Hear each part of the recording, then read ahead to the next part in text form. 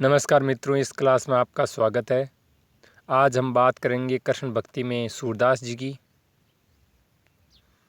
इससे पहले हमने अष्टछाप के कवियों की बात कर चुके हैं, वो क्लास ज़रूर देखें। तो चलिए शुरू करते हैं क्लास। सूरदास जी का जन्म है वो 1478 ईस्वी में हुआ। इस क्लास में हम केवल सूरदास जी का सामान्य परिचय ही पढ़ेंगे। रचनाओं की क्लास है वो अगली क्लास होगी, तो इसमें केवल सामान्य जानकारी होगी। जन्म स्थान देखो, जन्म स्थान है रुकनता, ये गऊ घाट को मानने वाले विद्वान, यानी विद्वानों में मतभेद है कि सूरदास जी का जन्म कहाँ हुआ। कई रुकनता मानते हैं और कई सिही मानते हैं। तो जो रुकनता मानते हैं वो श्याम सुंदर दास है, रामचंद्र शुक्ल है, हजारी प्रसाद द्विवेदी है। और जो सी नामक स्थान मानते हैं वो है सी, हरियाणा में स्थित है। इसको मानने वाले एक तो वार्ता साहित्य में इसकी जानकारी मिलती है कि सूरदास जी का जन्म सी नामक स्थान पर हुआ। दूसरा डॉक्टर नगेंद्र और तीसरे हैं गणपति चंद्र गुप्त। इन तीनों ने सी को माना है। अगर क्लास में दोनों आ जाए तो आप सी को मुख्य माने, और नहीं तो आप अलग अलग हैं तो अलग अलग माने। विद्वान का नाम देखकर पूछे तो वो अलग माने। आगे देखो, इनको गुरु वल्लभाचार्य जी हैं, ये आपको ध्यान रखना है। विशेष तथ्य देखो, विशेष तथ्य प्रारंभ में सूरदास दास्य भाव की भक्ति करते थे। वेरी इंपॉर्टेंट, पूछ सकते हैं कि प्रारंभ में सूरदास जी किस प्रकार की भक्ति किया करते थे। दास्य भाव की, और गाते थे कि प्रभु पतितन को सबको टिको। ये दास्य भाव की पंक्ति अंतिम पंक्ति है इनकी। इसके बाद उन्होंने ये भक्ति छोड़ के संख्य भाव की भक्ति की। ये जब प्रभु हैं पतितन को सब टिको सुना किसने, वल्लभाचार्य जी ने, तो कहा कि सूर वहे ऐसो कहें गिज्ञात है, कि ऐसे क्या गिज्ञा रहा है, कुछ भगवत लीला वर्णन करी। भगवान लीला करने की सलाह वल्लभाचार्य जी दी। इस प्रकार सूर ने भक्ति साक्य भाव में बदल गई। तो वेरी इंपॉर्टेंट, पहले दास्य भाव की भक्ति की फिर साक्य भाव की। ये प्रश्न पूछा जा सकता है। 1583 में सूरदास जी की मृत्यु हो गई। इनकी मृत्यु पर विठलनाथ जी ने कहा था।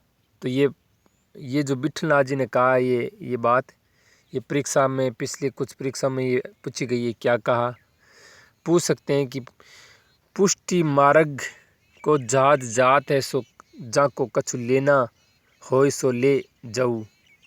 ये बात विठलनाथ जी ने कही। किसने कही? विठलनाथ जी। किस पर? सूरदास जी की मृत्यु पर। तो वेरी इंपॉर्टेंट है, इसको आप वेरी इंपॉर्टेंट लगा लो कि पुष्टि मार्ग को जहाँ जात है, सो जा को कछु लेना होय सो ले लेऊ। परसोली में इस पद के साथ सूरदास ने प्राण छोड़े, खंजन नयन रूप रस माते। तो पूछ सकते हैं कि सूरदास ने क्या गाते हुए अपने प्राण छोड़े, किस प्रकार का पद गाते हुए प्राण छोड़े। अगला देखो, सूरदास को वात्सल्य रस का सम्राट कहा जाता है। वेरी इंपॉर्टेंट है। हिंदी में भ्रमर गीत परंपरा की व्यवस्थित शुरुआत सूरदास जी ने प्रारंभ की। ऐसा नहीं है कि भ्रमर गीत की पहले कहीं जानकारी नहीं मिलती है, लेकिन व्यवस्थित जानकारी की बात हो तो सूरदास जी ने सूरसागर से ये शुरुआत की थी।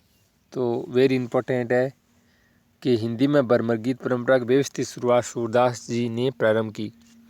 सूरदास की रचनाओं का सर्वप्रथम संपादन कलकत्ता में सन 1841 ईस्वी में राग कल्पद्रुम से हुआ। तो वेरी इंपॉर्टेंट, पूछ सकते हैं कि सूरदास जी की रचनाओं का सर्वप्रथम संपादन किस नाम से हुआ, तो आपको पता होना चाहिए राग कल्पद्रुम। तो ये इसमें हमने केवल सामान्य जानकारी पढ़ी है। अगली क्लास में सूरदास जी की जितनी भी रचनाएं हैं उनका विस्तार से हम जानकारी लेंगे। और इससे पहले हमने जो कृष्ण साहित्य के संप्रदाय हैं 5, उनकी बात हम कर चुके हैं, पढ़ चुके हैं उनकी क्लासें, तो उनको ज़रूर देखिए। और संत साहित्य पढ़ चुके हैं, सूफी साहित्य पढ़ चुके हैं, राम भक्त काव्य पढ़ चुके हैं, आदिकाल पूरा पढ़ चुके हैं। तो प्यारे दोस्तों, अगले क्लास का आप इंतज़ार करिए।